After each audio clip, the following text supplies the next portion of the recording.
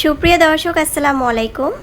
আজকের রেসিপিতে স্বাগতম জানাচ্ছি। আজকের ভিডিওটি যে যেখান থেকে দেখছেন অসংখ্য ধন্যবাদ সবাইকে। আজকে আমি ঝটপট সকাল বিকালের নাস্তার রেসিপি নিয়ে চলে আসলাম। এই নাস্তাটা খেতেও ভীষণ মজা, দেখতেও খুব সুন্দর, তৈরিও করা যায় ঝটপট। হাতে কম সময় নিয়ে কিন্তু এই নাস্তাটি তৈরি করতে পারেন, আর বাচ্চা থেকে বড় সবাই পছন্দ করবে। তার কথা নয়, প্রথমে আমি একটি বাটিতে নিয়েছি ময়দা।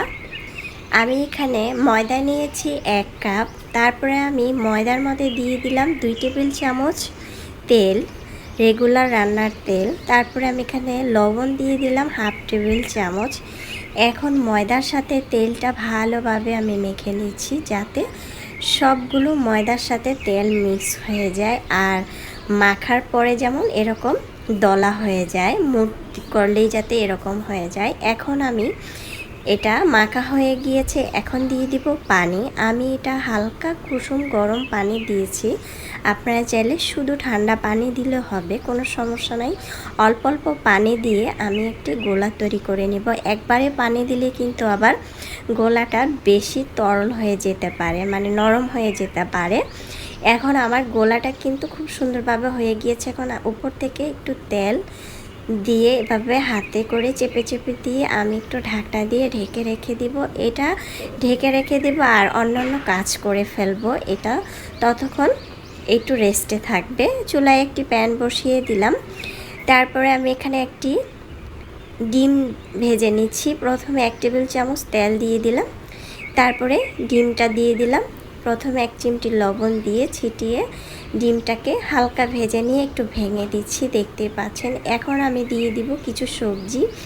এখানে পেঁয়াজ নিয়েছি, সিম নিয়েছি, বাঁধাকপি নিয়েছি, কাঁচামরিচ কুচি নিয়েছি, ধনে পাতা কুচি নিয়েছি।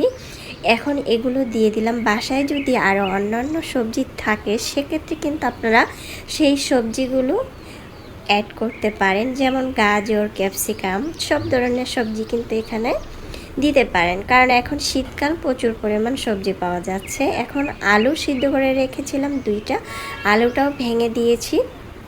তারপরে দিয়ে দিচ্ছি লবণ স্বাদ মতো, 1 চিমটির মতো হলুদের গুঁড়া, একটু কালারের জন্য হলুদের গুঁড়া দিয়েছি। আর দিয়ে দিলাম জিরার গুঁড়া 1 চিমটির মতো। তারপরে হলো কালো গোলমরিচের গুঁড়া দিয়ে দিলাম 1/2 টেবিল চামচ। কালো গোলমরিচের গুঁড়াটা দিলে খুব সুন্দর একটি ফ্লেভার আসবে।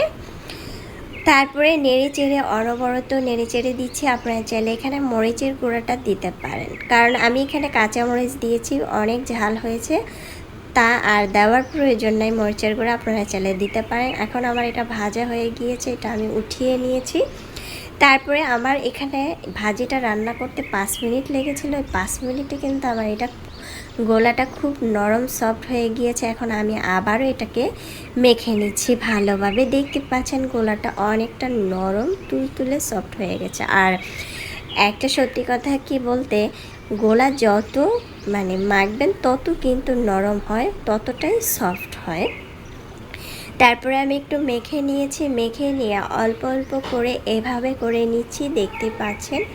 এভাবে করে আমি গোল করে একটি শেপ বানিয়ে নিব। তারপরে আমি বড় সাইজের পাতলা একটি রুটি তৈরি করে নিব। দেখতে পাচ্ছেন আমি বড় একটি গোলা রুটি তৈরি করে নিচ্ছি। আর যারা নতুন রাঁধুনি তারা কিন্তু চাইলে এভাবে ঝটপট তৈরি করে ফেলতে পারেন। এটা খেতে ভীষণ মজার হয়েছিল।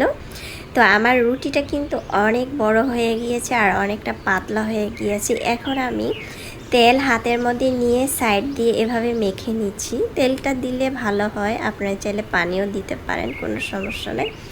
তেলটা সাইড করে দিয়ে এভাবে করে আমি ভেঙে নিচ্ছি। দেখতেই পাচ্ছেন আমি কিভাবে ভেঙে নিচ্ছি। এভাবে ভেঙে নিয়ে এখন আমি এটাকে ঘুরিয়ে ঘুরিয়ে গোল করে এভাবে ঘুরিয়ে ঘুরিয়ে নিচ্ছে। আমি কিভাবে নিচ্ছি সেটা আপনারা অবশ্যই দেখতেই পাচ্ছেন। এভাবে করে আপনারা এটা নিতে পারেন। তা আমি কিন্তু খুব সুন্দর করে এটা নিয়েছি।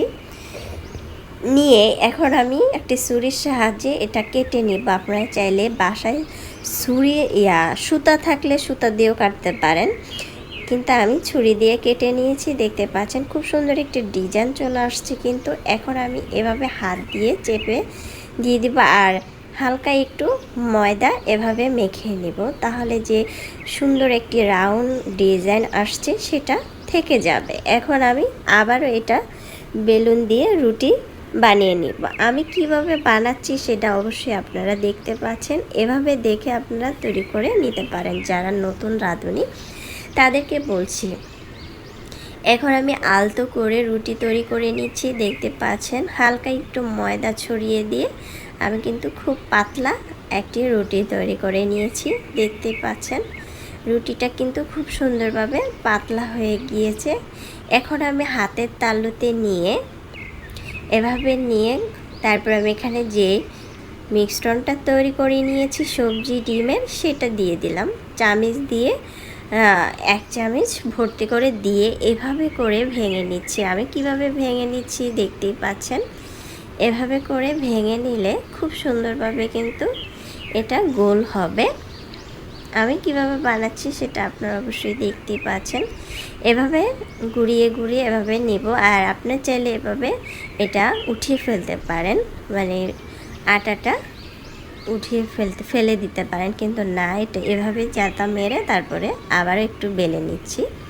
এভাবে করে কিন্তু আমি সবগুলো তৈরি করে নিচ্ছি। আর সুন্দর একটি গোল শেপ আসছে আর ডিজাইনও আসছে। এখন চুলায় একটি প্যান বসে এখানে তেল দিয়েছি আমি সরিষার তেল। আপনারা চাইলে রেগুলার রান্নার তেল দিতে পারেন। তেলটা হালকা গরম হয়ে আসছে, আমি এক এক করে ছেড়ে দিচ্ছি। আমি ডুবা তেলে বাচ্ছি না, আমি অল্প তেল দিয়ে এটাকে ভেজে নিচ্ছি, আধা কাপ তেল দিয়ে। আপনারা চাইলে ডুবা তেল দিয়ে ভেজে নিতে পারেন। ডুবা তেল দিয়ে ভেজে নিলে আরও অনেকটা সফট, মানে ফুলে যাবে এটা। আমি অল্প তেলেই ভেজে নিচ্ছি, দেখতে পাচ্ছেন কতটা অসাধারণ হচ্ছে। আমি এপাশ ওপাশ করে এটাকে ভেজে নিচ্ছি। আর ধৈর্য ধরে চুলার পাশে দাঁড়িয়ে এটাকে ভেজে নিতে হবে, না হলে পুড়ে যাবে, খেতে ভালো লাগবে না। এটা যদি আপনারা লাল করে খেতে চান, বেশি ক্রিস্পি চান, সেক্ষেত্রে কিন্তু এটা বেশি করে ভেজে নিতে হবে। আবার কিন্তু খুব সুন্দর করে ভাজা হয়ে গিয়েছে, দেখতে পাচ্ছেন। আমি কিন্তু খুব সুন্দর করে এটা ভেজে নিয়েছি। আর সরিষার তেলটা দেওয়ার কারণে কিন্তু খুব সুন্দর একটি কালার আসছে। আমি কিন্তু খুব সুন্দর করে ভেজে নিয়েছি। এভাবে করেই কিন্তু আমি সবগুলো এপাশ ওপাশ করে ভেজে নেব। আর অনেকটা ফুলে গিয়েছে, দেখতেই পাচ্ছেন। মাশাআল্লাহ, দেখতে যেমন সুন্দর হয়েছে, খেতেও আলহামদুলিল্লাহ। আমি সবগুলোই ভেজে এই তো পরিবেশন করে নিচ্ছি একটি বাটিতে। কতটা অসাধারণ হয়েছে দেখতেই পাচ্ছেন। আর এটা গরম গরম পরিবেশন করলে খেতে অনেক মজার। বাসায় যদি মেহমান চলে আসে, আমরা কিন্তু চাইলে এভাবে ঝটপট এই নাস্তাগুলো তৈরি করে দিতে পারি। আর বাসায় এক এক দিন এক এক রকম করে কিন্তু আমরা বাচ্চা থেকে বড় সবাইকে বানিয়ে খাওয়াতে পারি। আর বৃষ্টির দিনে এই ধরনের নাস্তাগুলো কিন্তু ভীষণ ভালো লাগে, আর আমার কাছে তো অনেক ভালো লাগে। তাই আমি ঝটপট নাস্তাগুলোই তৈরি করতে পছন্দ করি এবং আপনাদের সাথে শেয়ার করছি। এখন ভেঙে দেখাচ্ছি কতটা ক্রিস্পি, দেখতেই পাচ্ছেন। উপরে ক্রিসপি, ভিতরে নরম, ঝাল ঝাল, খেতে এতটা মজাদার হয়েছিল। এখন আমি গরম গরম খেয়ে নিচ্ছি টমেটো সস দিয়ে। আশা করছি আমার রেসিপিটি ভালো লেগেছে। ভালো লাগলে অবশ্যই চ্যানেলটা সাবস্ক্রাইব করে লাইক দিয়ে পাশে থাকবেন। দর্শক, বেশি বেশি ভালো থাকবেন, খাবার কখনো অপচয় করবেন না। আমরা চাইলে এক এক দিন এক এক রকম করে কিন্তু নাস্তা তৈরি করে খেতে পারি। আর নাস্তাটি কেমন হয়েছে অবশ্যই কমেন্টসে জানাবেন। চাইলে এভাবে নতুন রাঁধুনি ট্রাই করতে পারেন। আল্লাহ হাফেজ, এনজয়।